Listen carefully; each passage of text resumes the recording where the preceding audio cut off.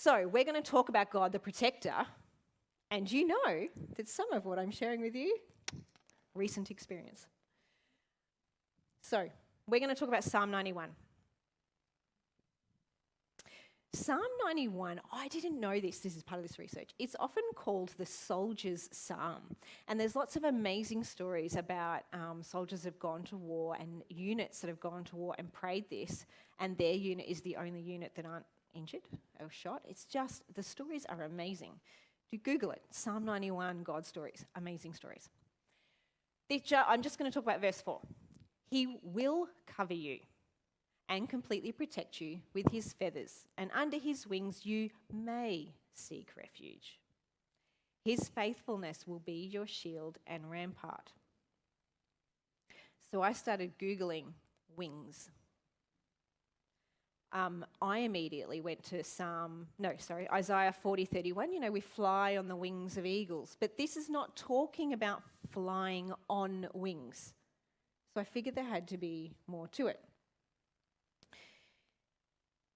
And I wanted a good example of sheltering wings. So God answered this in Matthew 23, verse 37 for me.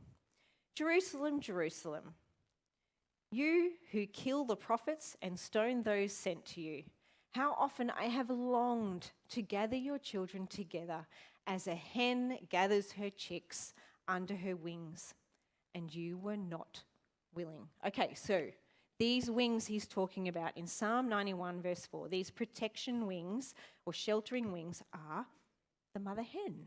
So let's look at our fierce mother hen. To give you, there's a cool picture, isn't it? Now, I am a city girl, so I had to research this as well, mother hen. But to give you actually, in this book, Psalm 91 by Peggy Joyce Ruth, she has a really, really good story, and I'm just going to read it because it's amazing. The Lord gave me a vivid picture of what it means to seek refuge under his wings. My husband Jack and I live out in the country, and one spring our old mother hen hatched a brood of baby chickens. One afternoon, they were scattered all over the yard. I suddenly saw the shadow of a hawk overhead. Then I noticed something that taught me a lesson I will never forget. The mother hen did not run to those little chicks and jump on them, and jump on top of them to try to cover them with her wings. No. Instead, she squatted down, spread out her wings, and began to cluck. And those little chickens from every direction came running to her to get under those outstretched wings. Then the hen pulled her wings down tight, tucked every little chick safely under her. To get to those babies, the hawks would have to go through the mother. When I think of those baby chicks running to their mother, I realise it is under his wings that we may seek refuge, but we have to run to him. He will cover you with his feathers, and under his wings you may seek refuge. That one little word, may, is a strong word. It is up to us. All that mother hen did was cluck and expand her wings to tell her chicks where to come.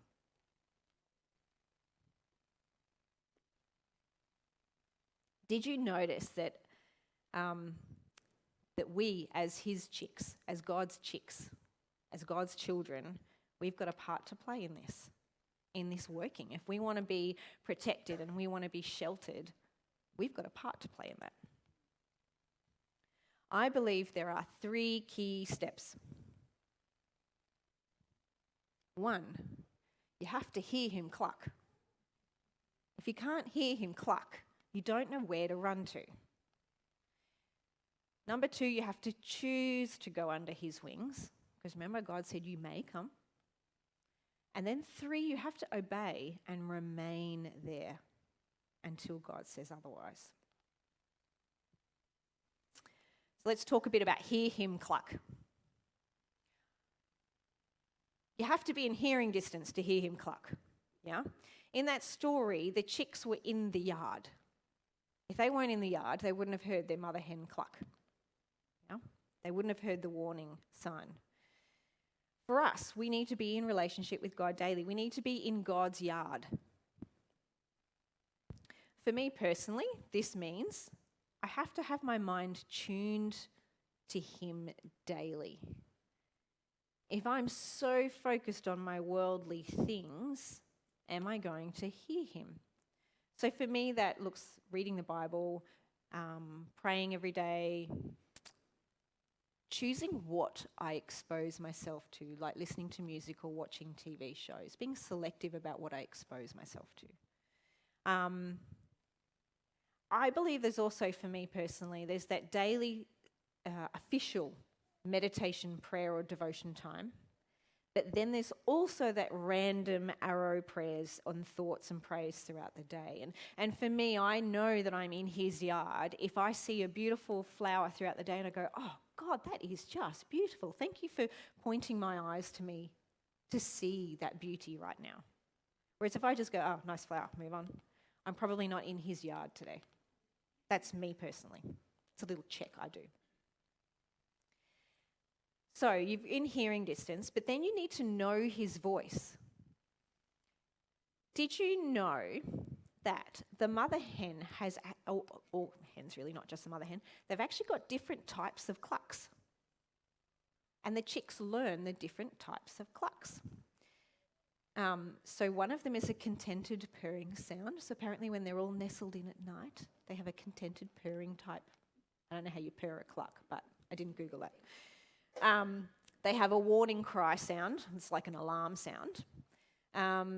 Apparently they have a song when they're laying eggs. Isn't that cool? And the mother hen has a sound that is specifically for chicks to say this is safe to eat. And the mother chick has her own warning sound for the chicks to come to her for safety. And it's a different sound to the general warning alarm sound. Isn't that amazing? So, but I want to put a warning in here. Satan is clever. He is subtle, as my experience this week. He's an imitator and he's a counterfeiter. So, how are we going to know that the voice we are tuned into is God's voice and not a counterfeit voice? Personally, for me, I reckon it takes practice. So practice on the small things every day. Ask for God's voice regularly in your life. Stop and listen for it. To do that, you've got to be in His yard. You've got to have a close relationship with Him and be practicing and asking for discernment. Then when you think you hear it, especially if this is an important here, not just a practice here, check it against His word. Is the voice you're hearing matching the Bible? Yeah? When my daughter and I had that massive screaming fit that morning, I was right. We all know mother's right, yeah? But I did it the wrong way. Yeah? That child wasn't going to hear me. I did it the wrong way. I wasn't listening to God's voice. I was listening to Satan's voice, who was stirring up my, you are right, mum, and you know you are right, and you nail that child. God doesn't do that. Yeah, I fell for it. I fell for the counterfeit voice. So, check against His word. And if I'd have just taken 2 seconds to say, this voice I'm hearing, does it match God's heart for my child? I would have so said, no, it doesn't. Shut up. Keep your mouth shut. I didn't. The other place you can go is check with wise counsel. I said throughout the week, my husband was there for quite a few of my interesting episodes this week. Wise counsel for me. The wise in this is very important. There are lots of people in my life, I know who they are, who if I go, what are your thoughts on this? I know they'll say yes because they think that's what I want to hear. Yeah, I've got people at work that do that. There are certain people at work I never ask their opinion if I want the truth. So the people in my life who I know are prepared to say to my face, you are wrong, are my pastor. Thanks, Pastor Brad. Lost my list. My husband, I love that he will say, no, Bronwyn, different direction. I have some worshipping friends. I have a group of women.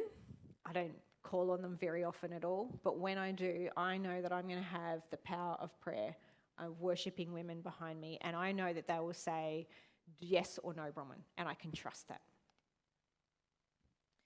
I have one person at work who it's a pseudo mentor, and I really trust his wisdom. Do you know, sometimes even my kids are wise counsel. If I really listen to them, they sometimes share some real deep insights that I think, yeah, I hadn't thought it from that point of view, thanks. Yeah? So, we have to be in God's yard to be in hearing distance. And we have to learn how to know and discern his voice. So let's assume we've heard him cluck, and we know it's definitely God saying, cluck, come my way. We have to choose to go under his wing. The first thing you do is have to accept his warning and invitation. Did you notice in Matthew 23, verse 37, it said God longed or wanted to protect us, but we were unwilling. Unwilling means you're either not prepared, you're not ready, or you're not eager. So, why would we be not prepared? Is it because we're not in hearing distance? We've gone for a little wander through the gate out of the yard? Is it because of our pride? Friday morning, I reckon it was pride. I was right. How dare you challenge my authority?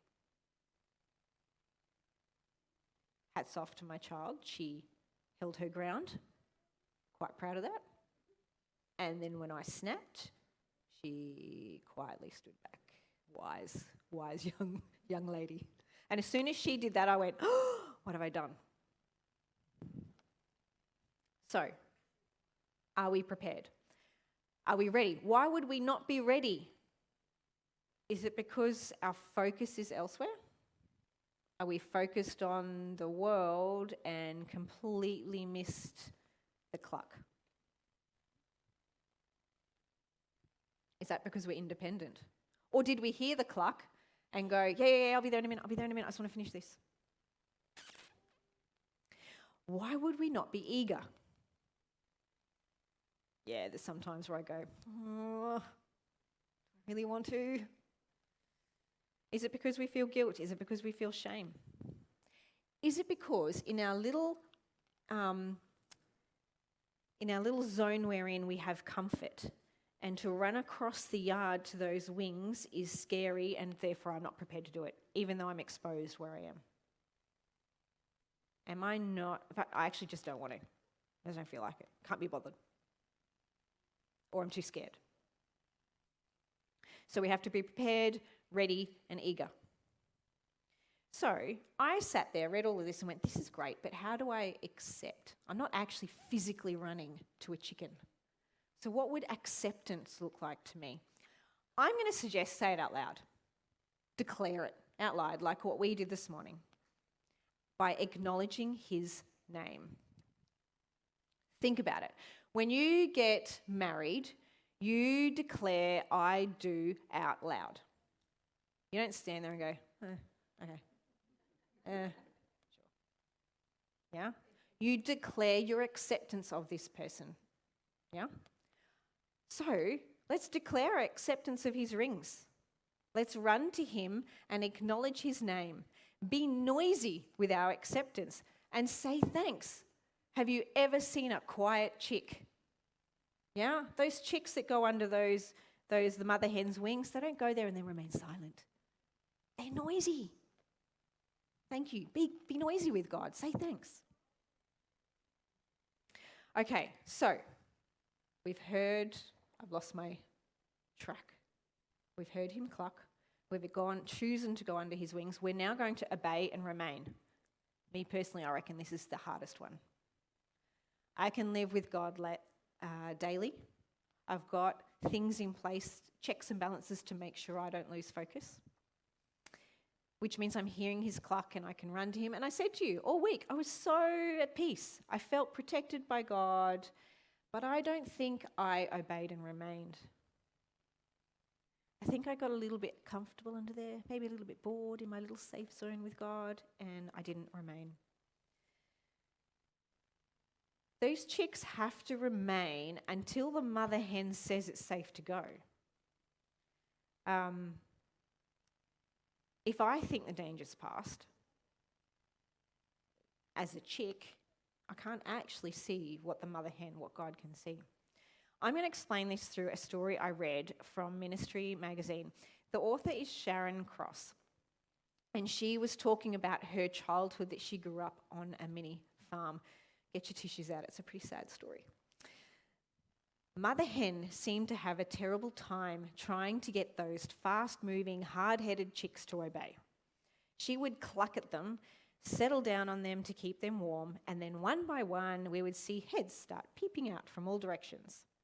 She would settle down again, fluff out some more, push in those heads, and in a moment the heads would pop out again. Hard as she would try, those chicks were determined something was more interesting than staying safe and warm under his wings. The chicks were only a few days old when the weather forecaster predicted a hard freeze. We threw extra hay in the barn, shut all the windows and doors, and watched as the horses snuggled together in their cosy stalls and the chicks all nested for the evening in their chicken house.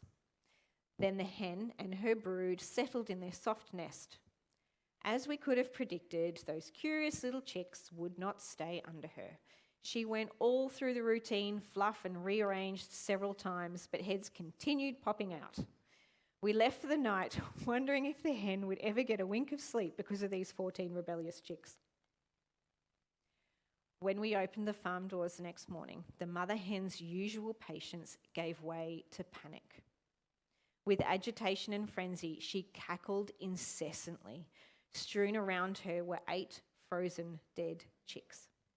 The other 6 were huddled together deep under her feathers, never moving. The ones under the wings were actually okay.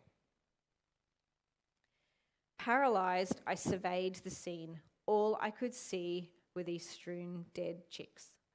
The poor mother hen. She had tried so hard to keep those chicks safe, warm and protected, but those that left, whatever it was that attracted their attention, flies on the wall, the flicker of the barn lights, or just plain curiosity as to what's out there in the big world, coming out, it was more of a temptation for them to pursue these things than staying safe and secure under her warm wings.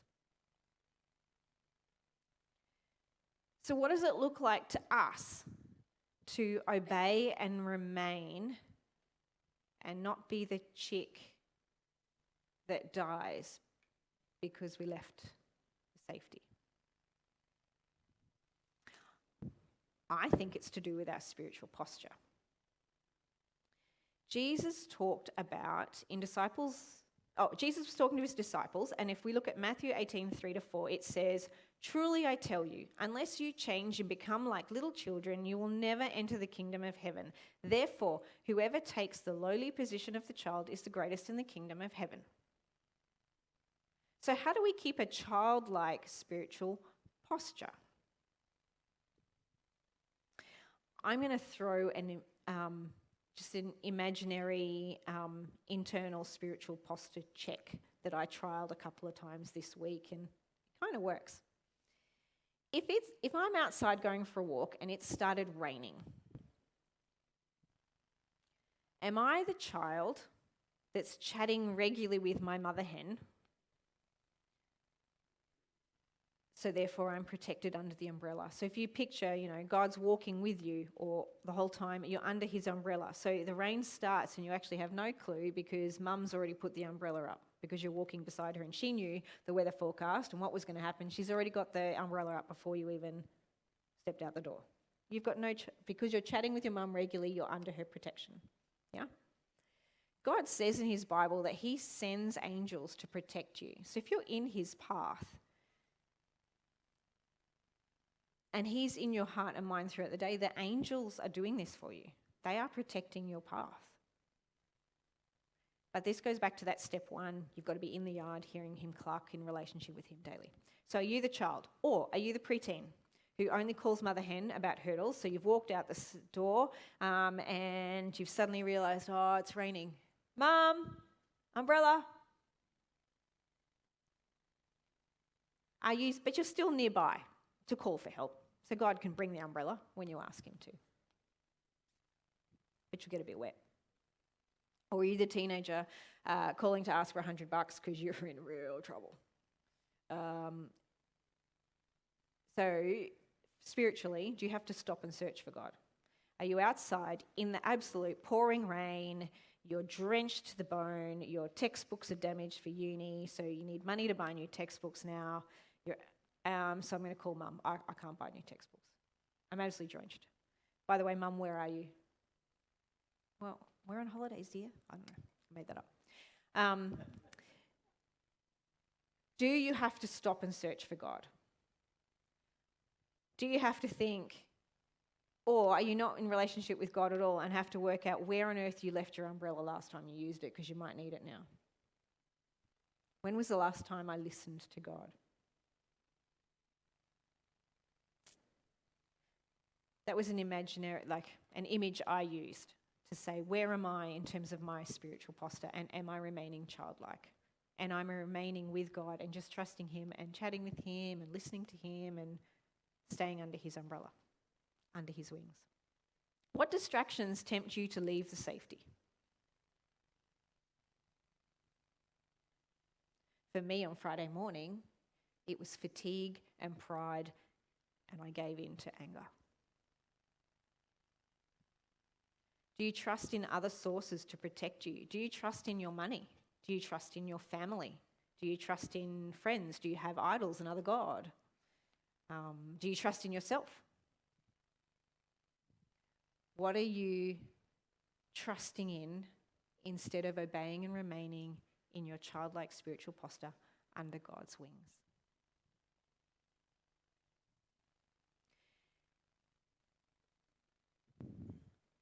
God wants or longs to be our mother hen. But are we willing? Are we prepared? Are we in hearing distance from God every step of the day? Are we ready? Are we focused and walking with God? Are our eyes on God? Is that where our attention is, or is it on worldly things? Are we eager? Are we actually really, truly keen and yearning to respond to him? If you hesitated in answering any of those questions, or if you said no to any of those questions, be truthful with yourself. You can't improve if you're not truthful with yourself.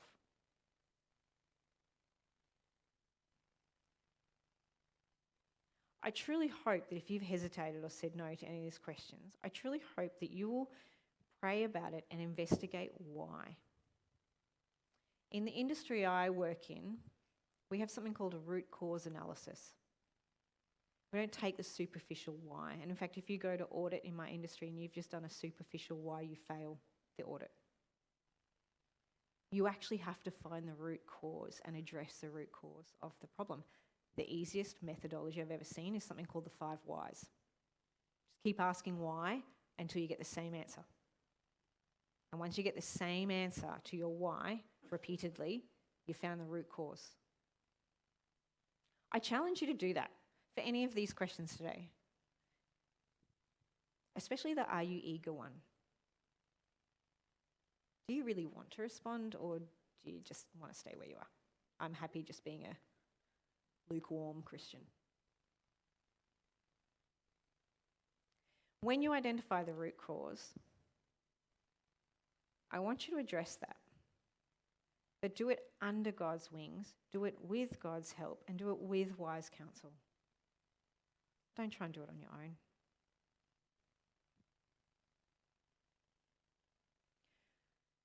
God wants and longs to be our mother hen, but are we willing? In Psalm 91:4, it says, He will cover you and completely protect you with his feathers. And under his wings you may seek refuge. His faithfulness will be your shield and rampart. I want you to take a moment. I want you to close your eyes so that you are not focused on the world around you. I want you to reflect. Where are you at with your willingness? What could you do to be more closer and more willing? What is diverting you? If you don't want to, why don't you want